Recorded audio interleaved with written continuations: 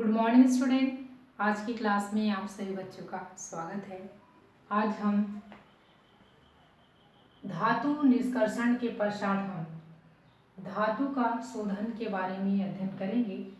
तो धातु शोधन करने की या धातुओं को शुद्धिकरण करने की है ना, दो विधियां होती हैं। एक होता है आपका भौतिक विधि और दूसरा जो होता है आपका रासायनिक विधि। तो भौतिक विधि के अंतर्गत है ना, मुख्यतः द्रवण तथा प्रभाजी क्रिस्टलन द्वारा क्या किया जाता है, धातुओं को शुद्ध रूप में प्राप्त जो है किया जाता है। तो द्रवण में होता क्या है आपका कि शीघ्र पिघलने वाली धातु जैसे आपका टीन है, लेड है आदि को क्या कहते हैं, ढलान वाली परावर्तक भट्ठी में है ना क्या किया जाता है, गर्म किया जाता है। और जिससे क्या होता है, धातु पिघल करके वह नीचे की ओर क्या हो जाता है, बह जाता है और अशुद्धियाँ जो है वहीं जो है रह जाती हैं। इस प्रकार से द्रवण विधि के माध्यम से धातुओं को शुद्ध जो है किया जाता है। दूसरा जो विधि जो होता है वो आपका क्या है, जोन शोधन या फिर इसे हम क्या कहते हैं, प्रभाजी क्रिस्टलीकरण विधि जो है कहा जाता है। इस विधि में क्या करते हैं, आपका धातु में जो अशुद्धियों के कारण से उसका जो गलनांक जो होता है वो बहुत ही कम हो जाता है। तो उसकी गलनांक को है ना बढ़ाने के लिए या उच्च करने के लिए उसको क्या किया जाता है आपका मतलब उसका प्रभाजीकरण या फिर क्रिस्टलीकरण जो है किया जाता है। तो इसमें क्या हो रहा है, आपका जो अशुद्धियाँ है ना धातु की ठोस अवस्था की अपेक्षा द्रव अवस्था में अधिक मतलब विलय होती है ना।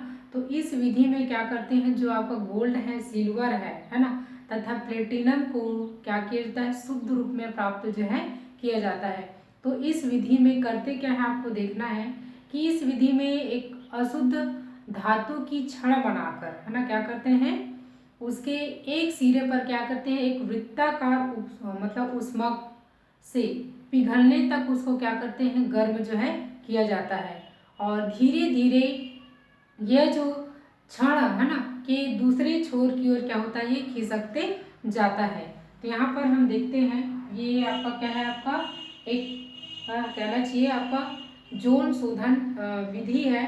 और इसमें हम क्या कर रहे हैं, एक यहाँ पर देखेंगे आप, एक यहाँ पर अशुद्ध धातु की है ना एक क्या होती है, छड़ बना होता है, ठीक है, जिसके एक सिरे पर है ना, जिसके एक सिरे पर क्या करते हैं, एक वृत्ताकार ऊष्मक है ना, ये क्या है आपका एक वृत्ताकार ऊष्मक होता है। क्या है ये, वृत्ताकार ऊष्मक होता है ना, जिसके एक सिरे पर एक वृत्ताकार ऊष्मक से क्या करते हैं, उसके धातु के मतलब पिघलते तक है ना उसको क्या करते हैं, गर्म करते हैं।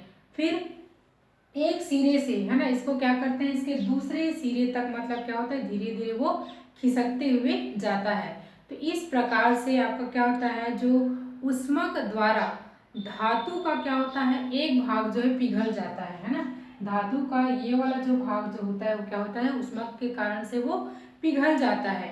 फिर क्या होता है, वह अपने साथ क्या करता है, अपनी अशुद्धियों को लेते हुए है ना क्या करता है आपका और ठोस होती हुई जो शुद्ध धातु को क्या करती, पीछे छोड़ते हुए वह जो है दूसरे सिरे तक क्या होता है, खिसक जाता है। यहाँ पर देखेंगे ये वृत्ताकार ऊष्मक है और इसके एक सिरे पर यह जो है ऊष्मक जो है धातु के है ना, अशुद्ध धातु के पिघलते तक क्या करते हैं, इसको गर्म करते हैं। तो गर्म करने से क्या होगा, अशुद्धियों को तो अपने साथ में क्या होते जा रहे, ऊष्मक जो है लेते हुए दूसरे छोर तक जा रहा है और साथ ही साथ इधर का जो धातु है ना, अशुद्धियों को साथ में लेता हुआ जा रहा है ऊष्मक, और इधर का जो भाग है वो तुरंत क्या हो जाता है आपका ठोस रूप में क्या होता है, वो परिवर्तित होते जाता है। तो इस प्रकार से ये ठोस में परिवर्तित हो जाता है और ये ऊष्मक जो अपने साथ अशुद्धियों को लेता हुआ क्या होता है, आपका दूसरे सिरे तक क्या होता है, वो पहुंचता है। तो ये आपका क्या है, ऊष्मक की दिशा है ना, क्या है ये, ऊष्मक की दिशा है। इस प्रकार से मतलब क्या हो रही है, एक सिरे से दूसरे सिरे तक क्या हो रही है, आगे की ओर बढ़ती है। तो ये जो ऊष्मक जो होती है अपने साथ में क्या लेके जा रही है, अशुद्धियों को अपने साथ लेकर दूसरे सिरे तक क्या होती है, आपका पहुंच जाती है। तो इस प्रकार से यहाँ पर आप देखेंगे इस सिरे पर क्या है, आपका जो अशुद्ध जो धातु की क्षण जो है मतलब होती है, यहाँ पर मतलब पूरी जो अशुद्धियाँ जो होती हैं वो दूसरे सिरे पर आकर क्या हो जाती है आपका एकत्रित जो है हो जाता है। और इस प्रकार से इधर जो बचा हुआ जो भाग होता है वह जो है क्या हो जाता है आपका पूर्ण रूप से शुद्ध जो है हो जाता है। तो इस प्रक्रिया को बार बार मतलब दोहराने से क्या होता है, एक अति शुद्ध धातु जो है मतलब प्राप्त जो है होता है। और है ना, इस प्रकार से मतलब जो दूसरा जो सिरा जो होता है ना, उसको क्या करते हैं, सिरे को काट करके इसको पृथक जो है कर लिया जाता है। तो ये था आपका क्या जोन शोधन विधि है, या फिर इसको क्या बोलते हैं प्रभाजी क्रिस्टलीकरण विधि कहा जाता है, जिसके अंतर्गत आपका गोल्ड है, सिल्वर है और प्लेटिनियम जो धातु जो होता है उसको अधिक शुद्धतम रूप में प्राप्त जो है किया जाता है। दूसरा जो विधि होता है ना, भौतिक विधि के बाद में हम क्या पढ़ेंगे, हम रासायनिक विधि के बारे में। तो रासायनिक विधि में है ना क्या किया जाता है आपका, रासायनिक विधियों के माध्यम से है ना क्या कहते हैं धातुओं का शोधन जो है किया जाता है। और इसमें क्या होता है आपका जो अधिक शुद्ध धातु प्राप्त करने के लिए है ना क्या किया जाता है आपका विद्युत अपघटन विधि का प्रयोग जो है मतलब किया जाता है। अशुद्ध धातु की यहाँ पर क्या करते हैं, सर्वप्रथम मोटी क्षण है ना आपका धन आवेशित युक्त इलेक्ट्रोड लेते हैं तथा शुद्ध धातु की पतली छड़ ऋण इलेक्ट्रोड के रूप में इसमें प्रयुक्त जो है किया जाता है। और इसी धातु के है ना क्या करते हैं आपका लवण के घोल को है ना क्या करते हैं विद्युत अपघट्ट के रूप में इसमें प्रयुक्त जो है किया जाता है।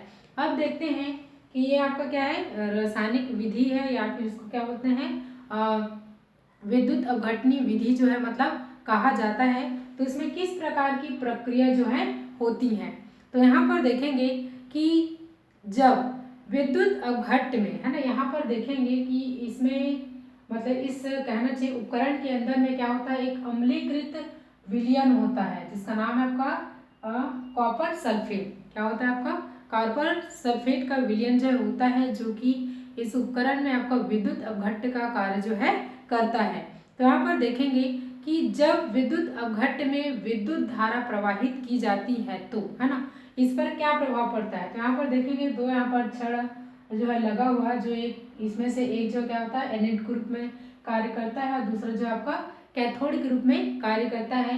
दोनों जो छड़ जो होते हैं उसको एक कुंजी से क्या कर दिया जाता है आपका मतलब जोड़ दिया जाता है। और इस पूरे विलयन में है ना मतलब पूरे जो पात्र है उसमें कॉपर सल्फेट का विलयन होता है जो एक विद्युत अपघट्ट का कार्य जो है करता है।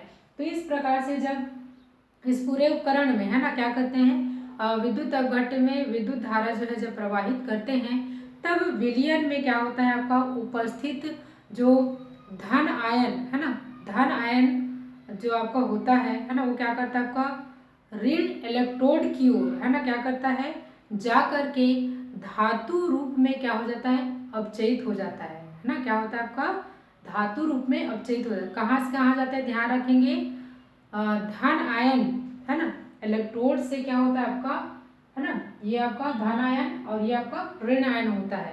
तो धन आयन इलेक्ट्रोड से कहाँ चला जाता है, वो ऋण आयन इलेक्ट्रोड की ओर जा करके वो धातु रूप में क्या हो जाता है आपका अपचयित हो जाता है या फिर परिवर्तित जो है हो जाता है। धन जो इलेक्ट्रोड है ना इससे क्या होता है धातु के जो परमाणु जो होते हैं वो ऑक्सीकृत होकर के विलयन में क्या करते हैं पूरी तरह से घुल जाते हैं। क्या चीज, तो आपका धातु के जो परमाणु हो जाता है कि धन इलेक्ट्रोड के जो धातु के जो परमाणु होते हैं है ना यानी कि ये वाला वो पूरी तरह से क्या हो जाते हैं आपका परमाणु जो है विलयन में घुल जाते हैं। विलयन के घुलने के बाद में यह जो आयन जो होते हैं है ना ये क्या होते हैं कैथोड की ओर चले जाते हैं ना, किस ओर जा रहे हैं ये कैथोड की ओर क्या होते हैं चले जा रहे हैं। जैसे यहाँ पर देखेंगे ये कॉपर है ये धन आवेशित है ना, तो ये जो है विलयन में घोल करके कहाँ चले जा रहे हैं वो कैथोड की ओर क्या होते हैं ये चले जाते हैं। फिर उसके बाद में क्या होता है आपका जो कहना चाहिए जो एनोड है ना, एनोड में धातु के साथ में मिली हुई है ना जो अशुद्धियाँ जो होती हैं वो प्राय क्या होती है अघुलनशील होती है। क्या होती है आपका अघुलनशील होती है। तो जैसे जैसे क्या होगा आपका एनोड से धातु जो परमाणु है ना, वो विलयन में क्या करते हैं आपका प्रवेश करते हैं, वैसे वैसे एनोड एनोड का जो पदार्थ जो होता है वो क्या होता है, धीरे धीरे कम होते जाता है, तथा अशुद्धियां जो होती है वो क्या होता है आपका एनोड के नीचे, है ना, ये आपका एनोड है ना, और ये एनोड के नीचे धीरे धीरे क्या होती है वो एकत्रित होने लगती है, या फिर तली में क्या होती है वो बैठने जो है लगती है। तो इसे ही हम क्या कहते हैं आपका एनोड पंख जो है कहा जाता है। तो इस विधि के माध्यम से भी हम क्या कर सकते हैं, धातु में जो उपस्थित जो अशुद्धियां हैं उसको हम क्या कर सकते हैं, दूर जो है कर सकते हैं। यानी एनोड के नीचे आपका क्या होती है, जो अशुद्धियां जो होती है वो एकत्रित हो जाती हैं, और कैथोड की ओर क्या होता है आपका शुद्ध धातु जो है मतलब एकत्रित हो जाता है। तो इस प्रकार से हम शुद्धतम धातु जो है प्राप्त कर सकते हैं। तो विद्युत अपघटनी विधि के माध्यम से, है ना, क्रोमियम है और आपका कॉपर है, जिंक है, इन सभी धातुओं का शोधन जो है किया जाता है, यानी कि धातु का शुद्धतम रूप जो है प्राप्त किया जाता है। तो इस प्रकार से, है ना, मतलब धातु क्रम मतलब कर्म के, है ना, 3 चरण होते हैं, जिसमें हमने अयस्क को साधारण के बारे में, धातु का निष्कर्षण के बारे में और धातु के शोधन के बारे में हमने अध्ययन किया है। धन्यवाद।